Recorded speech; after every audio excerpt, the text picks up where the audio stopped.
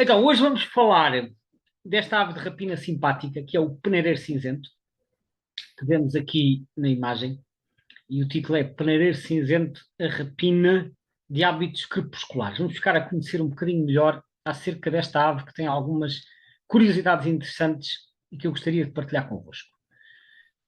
Então, o peneireiro cinzento é uma ave pertencente à ordem Accipitriformes. Esta ordem reúne a maioria das aves de rapina, exceto os falcões. Os falcões estão numa ordem à parte, que é os falconiformes. Esta ave não é um falcão, apesar de ter algumas semelhanças, nomeadamente o facto de peneirar e de ter as asas pontiagudas, ele não tem nada a ver com os falcões. É a Accipitriforme, que é a ordem onde estão as águias, os milhafos, os trataranhões e por aí fora. O nome científico é Elanus ceruleus.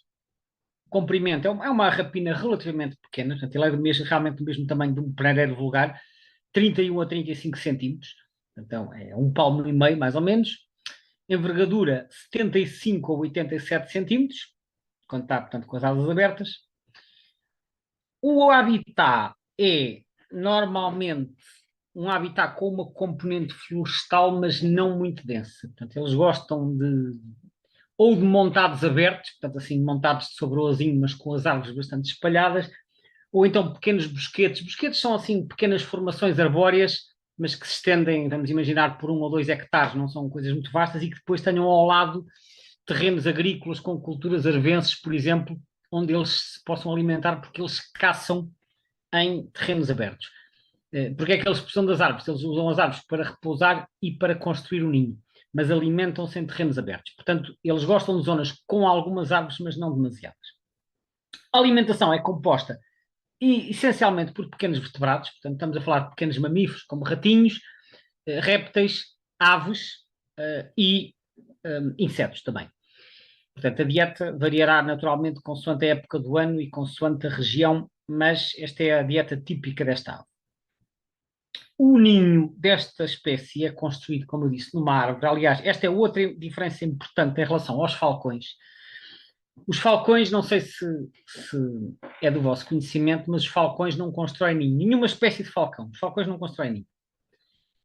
Os falcões põem os ovos ou diretamente na rocha, como é o caso, por exemplo, dos falcões peregrinos, ou numa saliência de uma varanda ou de uma floreira, ou como é o caso dos peneireiros vulgares, ou num buraco de uma ruína, ou numa caixa-ninho, como é o caso dos peneireiros das torres, ou então até num velho ninho de uma rapina ou de um corvídeo, como é o caso da ógia. Mas os falcões não constroem um ninho, construir no sentido de fazer uma estrutura. O peneireiro cinzento é muito diferente, ele constrói o seu próprio ninho, como acontece com a quase totalidade das rapinas da ordem Accipitriformes. Portanto, é uma das diferenças importantes relativamente aos falcões. Portanto, apesar das semelhanças morfológicas e comportamentais, o peneireiro cinzento não é aparentado aos falcões e esta questão de construir o seu próprio ninho é mais dessas diferenças. O ninho, então, é construído em árvores, tipicamente no caso de Portugal, será num sobreiro ou numa azinheira de médio porte, embora possa ser no tipo de árvore. A postura é composta por 3 a 4 ovos e a incubação é de 26 dias, portanto um bocadinho menos de um mês. Eu tenho referido às vezes, quando falo de passariformes, que nos passariformes a incubação tipicamente demora 2 semanas, portanto 13, 14 dias. Em aves maiores, naturalmente, demora mais tempo, pode passar um mês. No caso desta ave, que não é muito grande, estamos a falar aqui de 3 semanas e meia, mais ou menos, portanto 26 dias.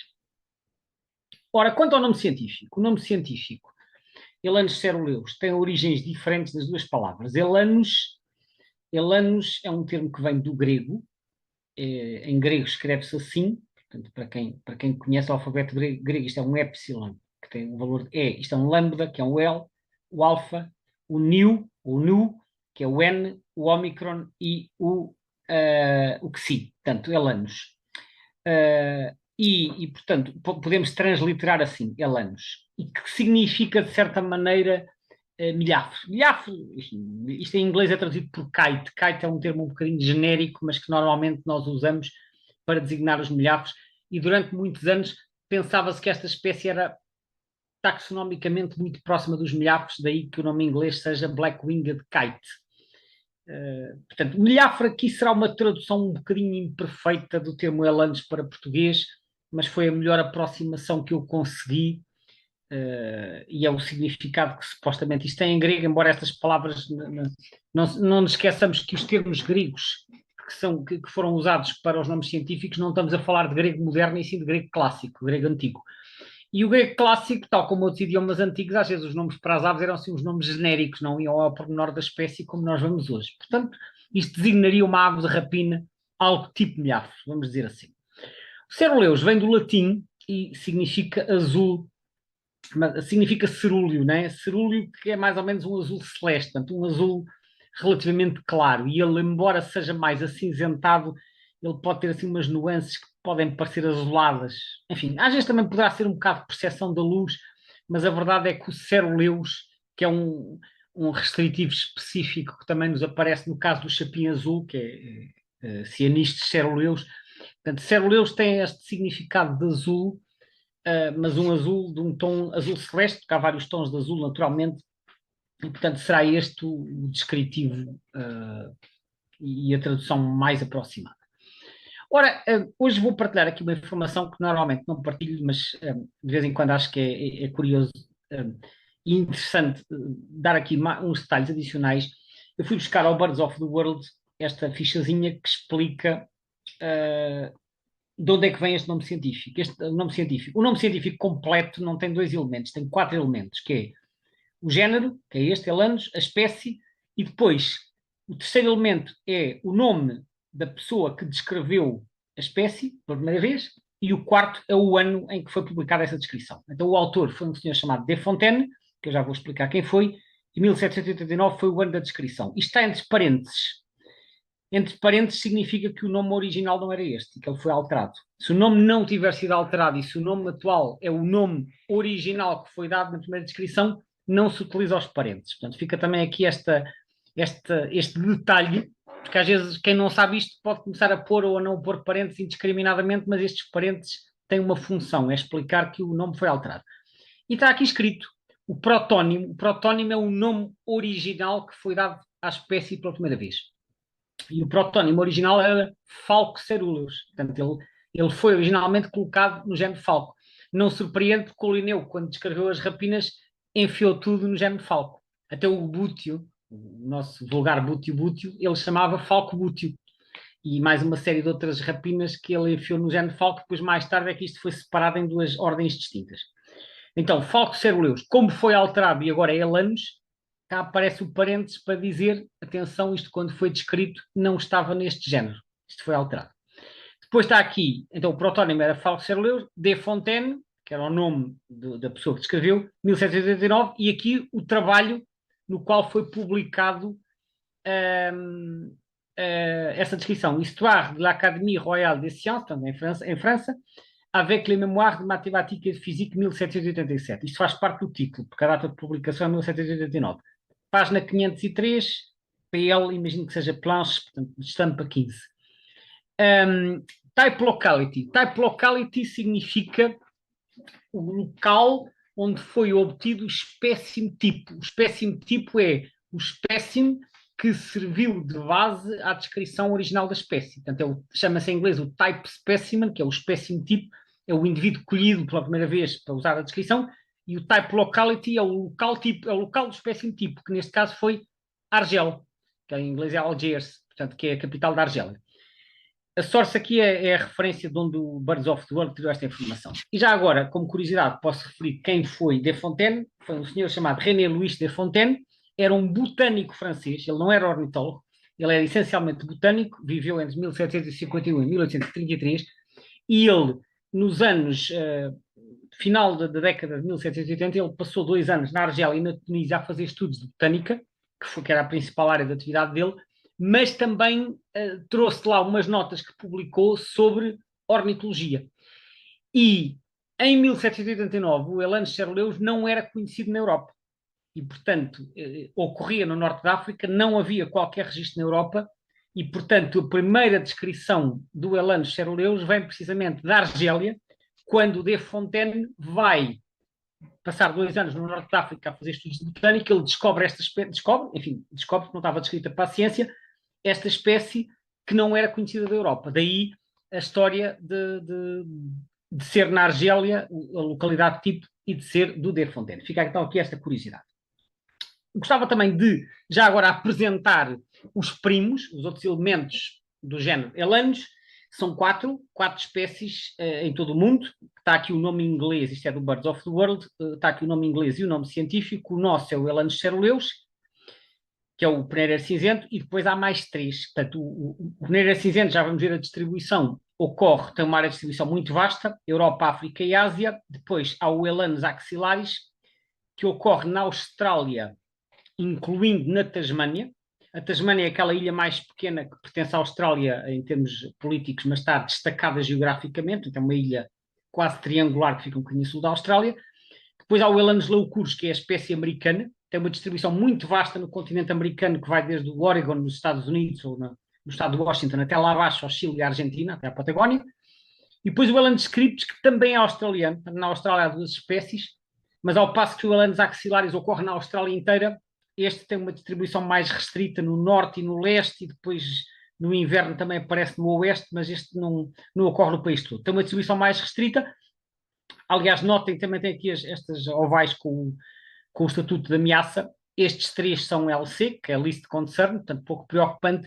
O último, que é o Elanus scriptus, que é mais escasso que os restantes, portanto é menos abundante e tem uma distribuição mais restrita, está aqui nesta categoria NT. NT significa Near Threatened, ou que em português dizemos quase ameaçado. Não está ameaçado, mas também já não está pouco preocupante. É aquela categoria de transição entre as espécies que estão pouco preocupantes e as espécies que estão ameaçadas. Quando passa a estar ameaçado, a primeira categoria é então vulnerável. Neste caso não está. Isto é uma espécie de sinal que se põe para dizer, atenção, esta espécie não está ameaçada, mas convém estar sob vigilância para ter a certeza que a situação não se degrada. Portanto, são então as 4 espécies do género Elanus que existem no planeta. Agora, vamos falar mais em detalhe do nosso peneiro cinzento. Isto aqui é de um guia de identificação que saiu há 3 anos, do Robert Hume et al.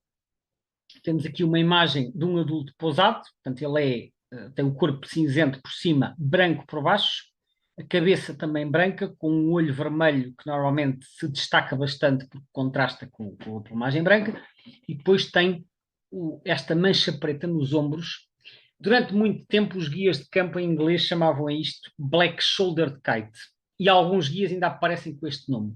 Mas atualmente este nome Black Shouldered Kite, eu vou recuar ao slide anterior, se virem aqui, Black Shouldered Kite é o nome que é dado ao Elanus axillaris da Austrália. E, portanto, atualmente o nome correto em língua inglesa para o nosso Elanus ceruleus é Black Winged Kite. Eles são muito parecidos, porque, aliás, se vocês olharem para estes 4 bonecos, eles têm todos o mesmo padrão de plumagem. Portanto, cabeça mais clara, brancos por baixo, cinzentos por cima e o ombro preto. Portanto, assim, à primeira vista, quase nada os distingue. Só que, para não haver confusão de nomes, convencionou-se que Black Shoulder é o da Austrália e Black Winged é o nosso. Portanto, Black Winged Kite, se virem Black Shouldered Kite, às vezes são designações que foram recuperadas de livros antigos. Mas, portanto, apesar de ser os ombros pretos, chama-se Black Winged Kite, é uma mancha escura que se vê bem quando a ave está pousada. Isto no adulto, que é este à esquerda. O juvenil tem assim umas nuances amarelas no peito, tem às vezes a coroa um bocadinho arriscada, a plumagem é um bocadinho mais cinzenta, e na parte superior vê-se muito bem estas orlas claras nas penas de voo e nas coberturas. Aqui este ângulo não será o melhor para ver isto, mas estas orlas claras está aqui desde maio até novembro. Depois, em novembro, isto desaparece, provavelmente por abrasão, estas orlas vão desaparecendo. O adulto tem sempre este aspecto. Quando está em voo, na parte superior, vemos aqui, lá está, os tais ombros pretos, que é aqui na parte interior das asas, mas na parte inferior, o preto está na parte de fora, na parte exterior. Portanto, há um contraste no padrão do preto que está na parte interior das asas em cima e na parte exterior em baixo. Aqui também vemos. Portanto, aqui temos o adulto a peneirar, e ele diz aqui, often hunts at dusk, portanto, vai frequentemente caçar ao crepúsculo, daí o título da sessão. Eles são muitas vezes vistos a caçar ao cair da noite. Porquê? talvez porque os micromamíferos, que são uma das presas principais, são muito ativos a essa altura. Eles também podem caçar durante o dia, não é raro ver a caçar durante o dia, mas o crepúsculo é uma hora preferencial para os ver a caçar. Eu recordo-me uma vez há muitos anos, quando estava a colaborar no trabalho do segundo Atlas, ali na zona de Pegões, que fica entre Montijo e Gandas Novas, eu estava a terminar uma visita já mesmo ao pôr do sol, ao cair da noite, e assim num terreno aberto à minha volta, contei 9 a peneirar em simultâneo. É certo que isto foi no final de junho, portanto já deveria haver alguns juvenis ali pelo meio, mas é a hora preferencial a que nós podemos ver mais vezes indivíduos a caçar. Pronto, aqui um adulto, então, mais branquinho por baixo, aqui um juvenil, vemos a plumagem mais acastanhada, aqui ainda com as orlas claras, e aqui um primeiro inverno, portanto será a plumagem que se segue ao juvenil, antes de chegar a adulto no ano seguinte. Portanto, ainda tem aqui uns restos destas cores amareladas que se podem ver por baixo, não é tão branquinho como o adulto. Agora umas fotografias para vermos mais em detalhe, fotografias tiradas em Portugal, aqui um adulto, claramente, esta foi tirada em fevereiro, portanto cá está a cabeça limpinha, sem riscas, branco por baixo, cinzento com os ombros pretos, aqui com um bocadinho de boa vontade, até podemos ver aqui umas nuances azuladas, talvez esta impressão em determinadas condições de luz se acentue e esteja na origem de ter sido escolhido o nome Ceruleus, mas isto é uma suposição minha porque eu de facto não vi a descrição original do De Fontaine. Mas pronto, é um cinza quase azulado, este é o aspecto dos adultos. Aqui um juvenil, esta fotografia foi tirada eu vi a data e agora esqueci, mas acho que era o julho ou agosto, portanto é claramente um juvenil do ano. Vejam as orlas das penas aqui muito visíveis, quer aqui nas coberturas, quer até nos ombros pretos, portanto eles estão orlados de branco, isto depois vai desaparecer por abrasão, a cabeça também riscada, está aqui com estes risquinhos que o adulto não tem, e por baixo também o peito assim com estes tons amarelados e com algumas riscas. Portanto, ao longo dos meses seguintes, estas marcas vão desaparecendo e gradualmente eles irão adquirindo a plumagem dos adultos. Aqui um indivíduo em voo, também claramente um imaturo, como se pode ver, nomeadamente até ainda por alguns riscos no peito e sobretudo pela quantidade de tons mais escuros na cabeça, e até podemos ver um bocadinho de orlas claras aqui na parte superior das asas, embora o ângulo não seja o melhor para ver estes detalhes. Mas pronto, estão aqui algumas imagens que nos ajudam a apreciar os detalhes da plumagem desta espécie. Agora apresento a habitual ficha de conservação. Esta é uma espécie muito abundante, como já vamos ver também no mapa de distribuição. O estatuto global é pouco preocupante, o estatuto na Europa é pouco preocupante, o estatuto em Portugal também é pouco preocupante, mas há duas notas que eu gostava de deixar aqui. A primeira é que no livro vermelho, portanto, ele é pouco preocupante de acordo com a lista vermelha que saiu em dezembro. Mas no livro vermelho anterior, que era de 2005, ele estava no NT, estava no quase ameaçado. Portanto, ele baixou para pouco preocupante, só que em Espanha continua no quase ameaçado. Não estou a dizer que as categorias estão bem ou estão mal, quer dizer, isto tem a ver com a aplicação dos critérios. Eu não estive envolvido neste projeto e portanto, não sei elaborar em detalhe quais foram os critérios utilizados para classificar como LC em Portugal. Estou apenas a salientar que ele desceu de categoria, estava no NT, desceu para pouco preocupante, mas que em Espanha continua no NT. Esta é então a situação atual em termos de conservação. Agora, olhemos para o mapa de distribuição. Isto é tirado do Birds of the World. É o mapa portanto, do Elanus ceruleus.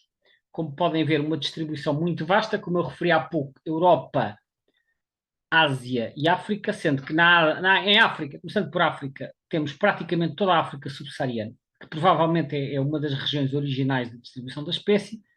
Depois sobem aqui pelo Rio Nilo e têm a presença no Norte da África. Portanto, há um buraco no Saara, como acontece com muitas espécies. Depois tem a presença no Norte da África. Esta é a zona onde o De Fontaine terá andado, portanto, aqui Argélia e Tunísia. E depois uma parte da Península Ibérica, não toda, uma parte e o sudoeste de França. Hoje em dia a distribuição já está um bocadinho mais alargada, como vamos ver. E depois na Ásia, a Ásia é essencialmente o sul, portanto, a sul dos Himalaias é o subcontinente indiano, portanto, Índia, Paquistão, depois aqui Bangladesh e depois os países da chamada Indochina, descendo aqui pela península da Malásia, apanhando a Indonésia, as Filipinas e chegando aqui à ilha da Papua. Não entram na Austrália, aparentemente. Na Austrália já estão lá o Elanus o Axillaris e o Scriptus. Portanto, na Austrália já há duas espécies de elanos. Portanto, esta é a distribuição do Elanus ceruleuso. Então, África, quase toda, menos nas zonas do deserto, sul da Península Ibérica, portanto, sul e centro da Península Ibérica, sudoeste de França, e depois sul da Ásia. Há aqui uma zona em que supostamente aparecem só no inverno, eles podem fazer alguns movimentos, mas grosso modo é uma espécie residente, é uma espécie que não faz movimentos migratórios, podem fazer pequenos movimentos dispersivos, mas não mais do que isso. Tem 4 subespécies. A que nós temos cá é o Elanus ceruleus. Aliás, não surpreende, porque se o protónimo veio, portanto, se o espécime tipo veio aqui da Argélia, a partir do momento em que há várias subespécies, obrigatoriamente a subespécie nominal corresponde ao espécime tipo, porque essa é a regra. Portanto, quando há mais do que uma subespécie, a subespécie nominal é para aquela que foi descrita em primeiro lugar, que foi esta. Portanto, tudo isto, África e Europa, é Elanus ceruleus. Depois temos o Vociferus, que apanha aqui esta zona do Paquistão, da Índia até à Malásia. Depois temos o Hipoleucos, sobretudo nas Filipinas e na Indonésia, e o Vaguiensis na Papua. Eu li alguns que supostamente a zona de Israel está a ser colonizada, mas não é pelo ceruleus e sim pelo Vociferus. Não tenho muito mais detalhes acerca disto, seria aqui apenas uma curiosidade destas duas subespécies estarem a entrar em contacto.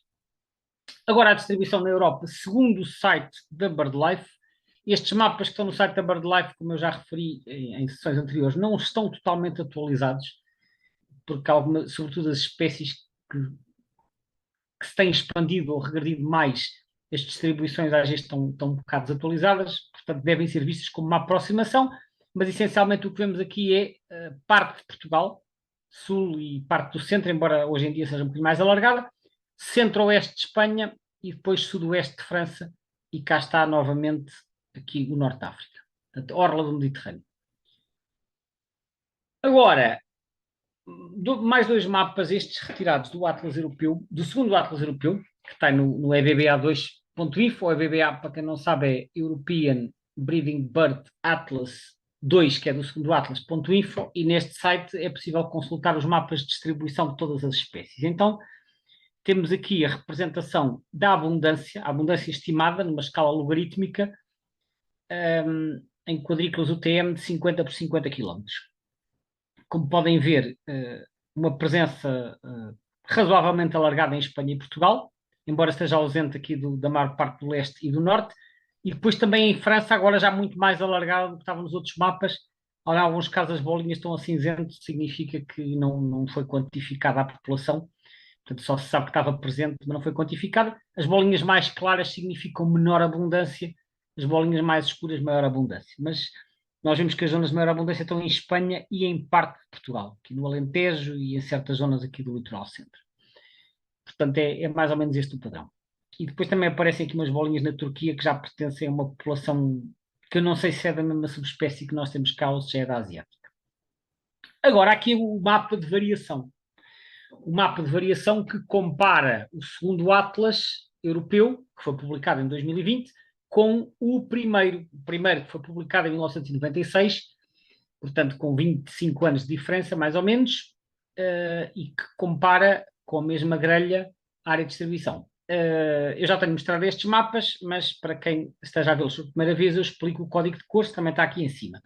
EBBA significa European Breeding Bird Atlas, como já referi. Então, quando está a cor laranja, significa que foi visto, a espécie foi vista no primeiro Atlas, mas não foi vista no segundo. Quando está a azul, só foi vista no segundo, mas não no primeiro. E quando está a cinzento, estava presente em ambos. Bom, nós olhamos para este mapa e não é difícil perceber que há aqui uma enorme quantidade de azul. Ou seja, que o azul domina face ao cor de laranja, o que significa uma expansão. Quando o laranja domina, significa que há uma diminuição. E vemos que essa expansão se dá em grande parte em França. Portanto, França é o país que, face ao Atlas anterior, que só tinha aqui 2 ou 3 quadradinhos em baixo, houve uma enorme expansão. Então, houve uma expansão para norte em França, também aqui aparentemente no norte de Portugal, algumas coisas em Espanha, mas claramente aqui uma expansão para norte.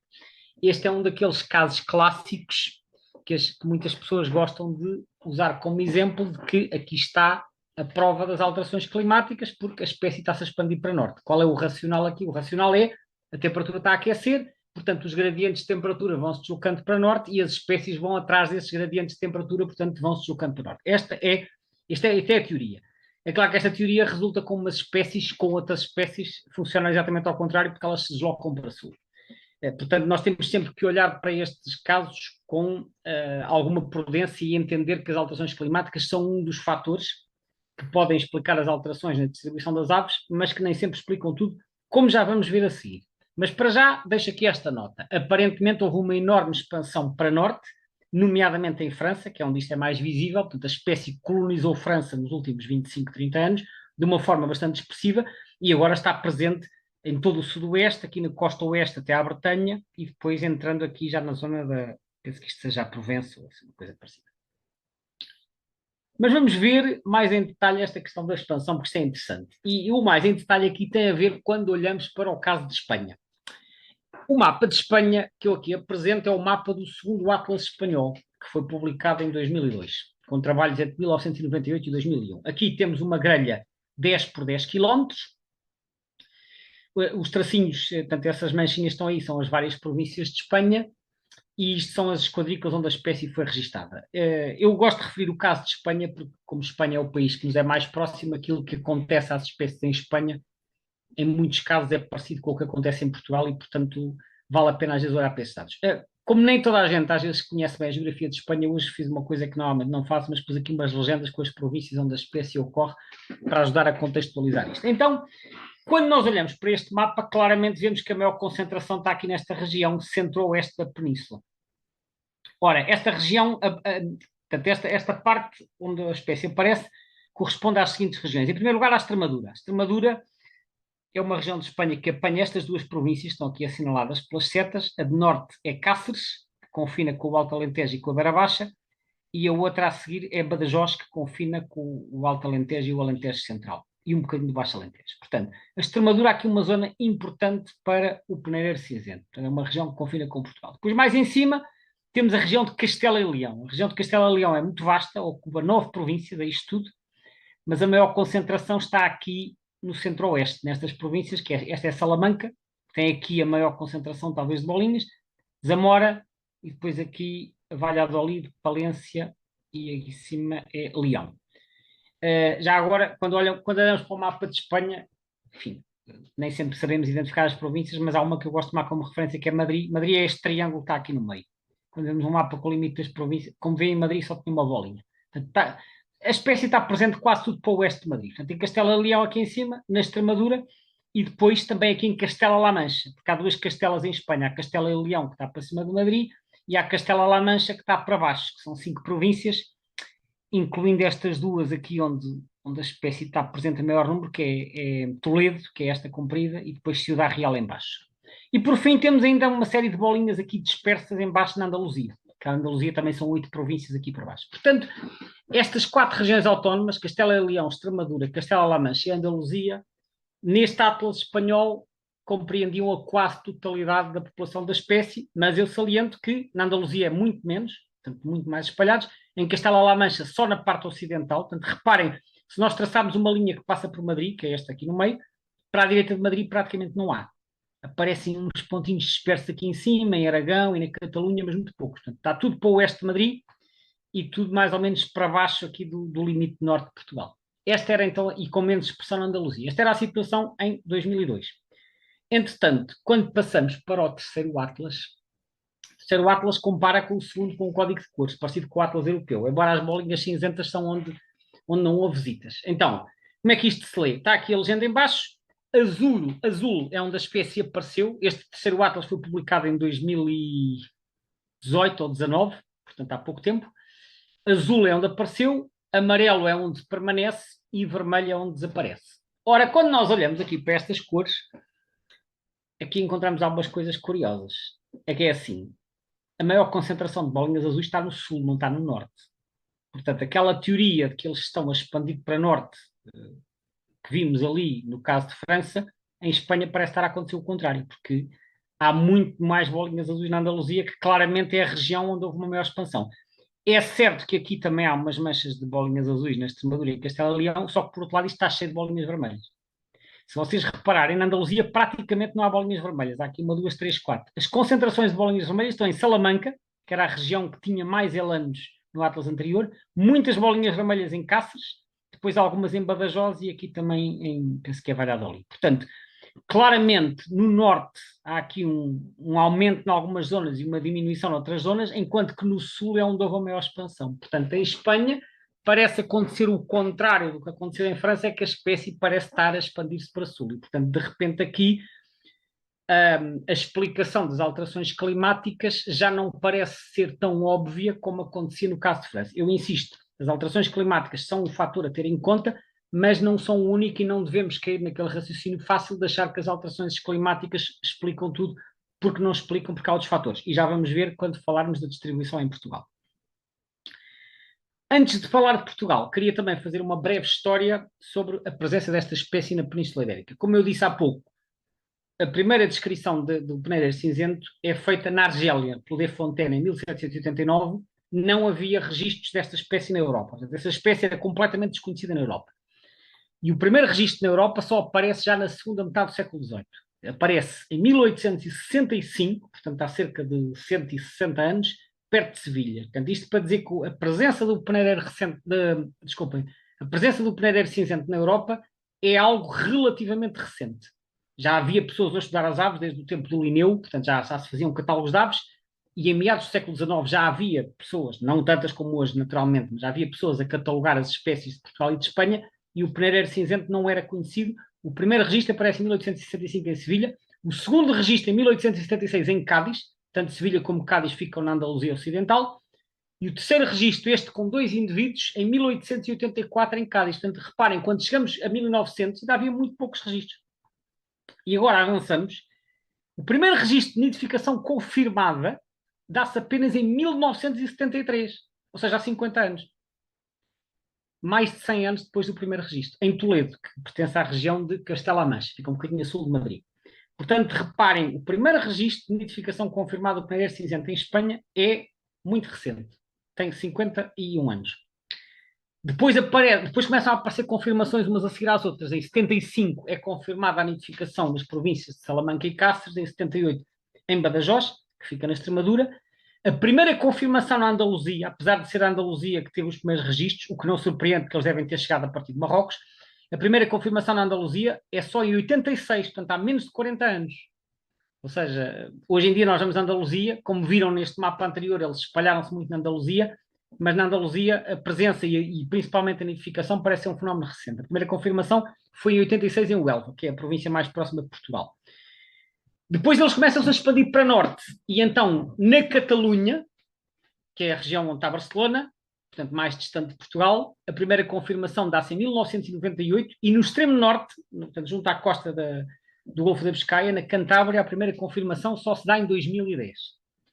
Portanto, isto mostra, isto só é uma breve cronologia só para mostrar como esta expansão se dá de forma gradual, mas que é algo relativamente recente. E em Portugal não é muito diferente, como já vamos ver. Então vamos falar da situação em Portugal. Esta imagem é do primeiro Atlas de Nidificantes, que foi publicado pelo Serviço Nacional de Parques, Reservas e Conservação da Natureza em 1989. Estas bolinhas referem-se às folhas que foram usadas, que eram retângulos em vez de quadrículas, eram retângulos de 20 por 32, que correspondiam às folhas do Instituto Geográfico e Cadastral. As bolinhas grandes referem-se às nidificações confirmadas. Então, o que nós podemos ver aqui é uma distribuição que apanha essencialmente o Alentejo, e depois o Ribatejo, que é esta zona aqui, a Extremadura que é aquela região que vai desde aqui, mais ou menos desde a Marinha Grande até Setúbal.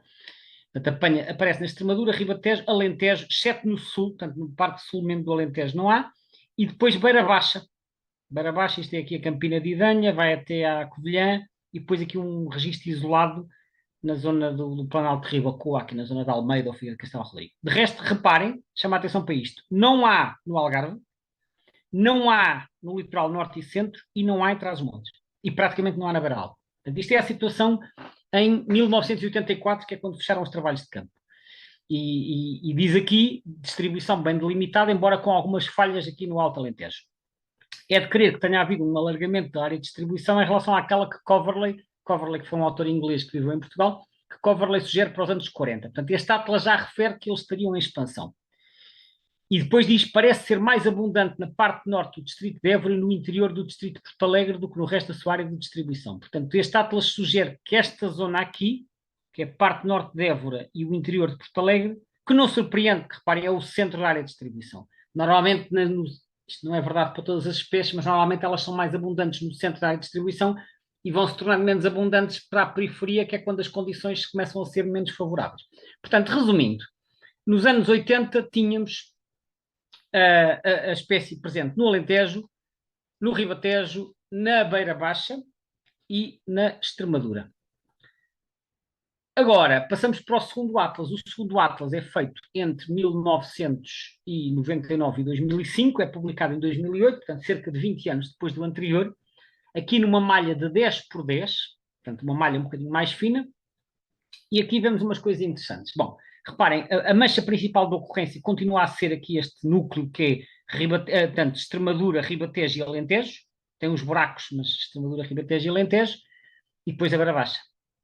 Mas, se olharmos para este mapa com mais atenção, estou só ainda a falar do mapa da esquerda, já vamos ao da direita. Se olharmos para este mapa com atenção, vamos ver aqui alguns detalhes engraçados. Em primeiro lugar, este núcleo da Beira Alta. Eu há bocadinho chamei a atenção no mapa anterior que só havia uma bolinha, e agora há aqui uma data delas, e já estão mais afastados da fronteira. Esta zona é a chamada Planalto de Ribacoa, que fica ali mais ou menos nos concelhos de Sabugal, Almeida, Figueira de Castelo Rodrigo, Vila Nova de Foz, Coa, Meda, esta zona. Portanto, Distrito da Guarda, essencialmente. Depois, muito importante, aparece no Algarve. No Atlas anterior eu chamei a atenção para isto, não havia um único registro no Algarve, agora já há aqui 1, 2, 3, 4, 5, 6, 7, 8, 9 bolinhas. E com duas confirmações. E mesmo no Alentejo estendeu-se para baixo. Eu não sei se isto aqui já é Algarve ou se está na fronteira do Alentejo, teria que analisar as quadrículas. De qualquer forma, mesmo na costa do Algarve ele já aparece. E depois ainda, aqui o aparecimento no litoral centro, aqui na zona de Aveiro, entre Aveiro e Coimbra. Depois ainda, nem pus a bolinha, mas reparem, Miranda do Douro e Mogadouro, aqui entre os montes, e ainda aqui uma bolinha ao pé de Leiria. Portanto, claramente a espécie 20 anos depois a aparecer em novas regiões. À direita o mapa de abundância, que corresponde às frequências em que a espécie foi detectada nas várias tétradas, como não podia deixar de ser, que é o normal também, mais abundante no centro da área de distribuição, portanto cá está, distrito sul do distrito de Porto Alegre, distrito de Évora, talvez um bocado aqui do distrito de Beja, é a zona de maior frequência, que são os tons mais escuros, e depois, embora esteja presente no Algarve, as abundâncias são menores, tal como são menores na Extremadura e no centro-norte do país. Portanto, esta era a situação, então, em 2005. Entretanto, saiu um terceiro Atlas.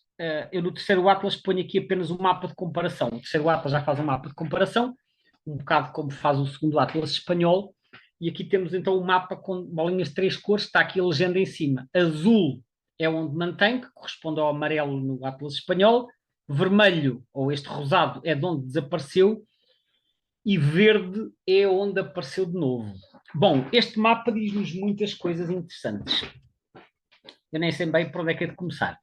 Mas vamos começar pelas verdes. As verdes que são as zonas onde a espécie apareceu de novo, a comparar com o segundo Atlas. Portanto, este foi publicado em 2023, o outro tinha sido publicado em 2008.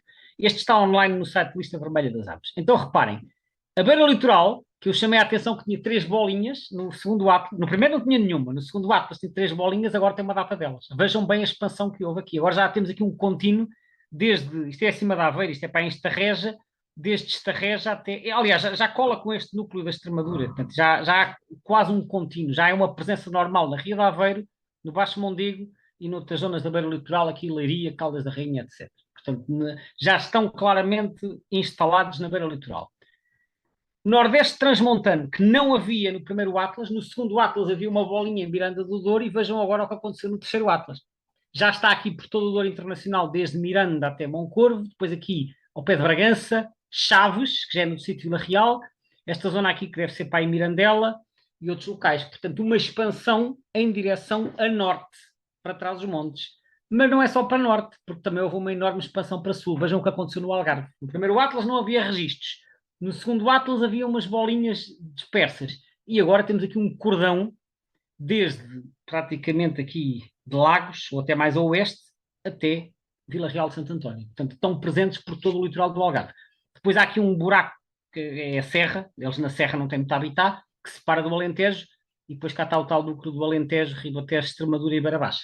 Portanto, aqui o que nós vemos em Portugal é uma expansão para norte, como aconteceu um pouco em Espanha, que eles chegaram também à Cantábria e à Catalunha, uma expansão para o oeste, mas também uma expansão para sul, acompanhando talvez aquilo que foi a grande expansão da Andaluzia que eu acabei de mostrar. Só que, e mais, já agora aqui também não pus aqui o oval, mas na região de Lisboa, Península de Setúbal, etc., também aqui uma expansão com imensas bolinhas verdes novas, portanto, claramente a expandirem-se para o oeste. Só que, quando nós olhamos para o coração da área de distribuição, aquilo que era a zona maior abundância, distrito de Évora, Porto Alegre e uma parte do Ribatejo, olhem o que acontece aqui. Uma enorme, enorme mesmo mancha vermelha. Portanto, aqui passou a haver um grande buraco na distribuição. Ou seja, há uma expansão para a periferia, que é o normal nos processos de expansão da espécie, mas parece haver um esvaziamento da área central.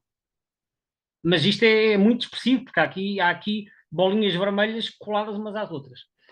A interpretação que é dada no texto é que isto pode ter a ver com transformações de habitat e a transformação de certos terrenos de culturas de cereais noutro tipo de culturas permanentes, como está a acontecer em vastas áreas do sul do país e não só. É uma explicação possível, é aquilo que vem dito no texto. Não sei se foram feitos estudos para poder aferir se há outros fatores em jogo ou não, mas não deixa de ser assinalável este esvaziamento. Não é muito habitual quando nós vemos um processo de expansão de uma espécie, de expansão geográfica assim em várias direções, é porque a zona central já está saturada e, portanto, elas começam à procura de novos territórios. Eu confesso que de todos os mapas que eu já vi até hoje, não é nada frequente ver casos destes em que a espécie, por um lado, coloniza novas áreas na periferia, mas por outro lado esvazia aquilo que era a sua área principal.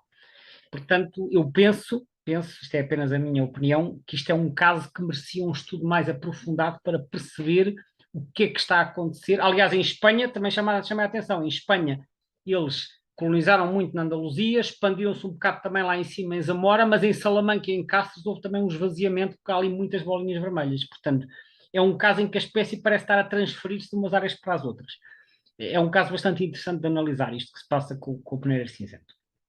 Bom, eu há pouco mostrei conhecido o historial em Espanha, a cronologia, como eu disse, é uma espécie de presença relativamente recente na Península Ibérica. Mostrei o que se passou em Espanha, agora vou fazer o mesmo para Portugal.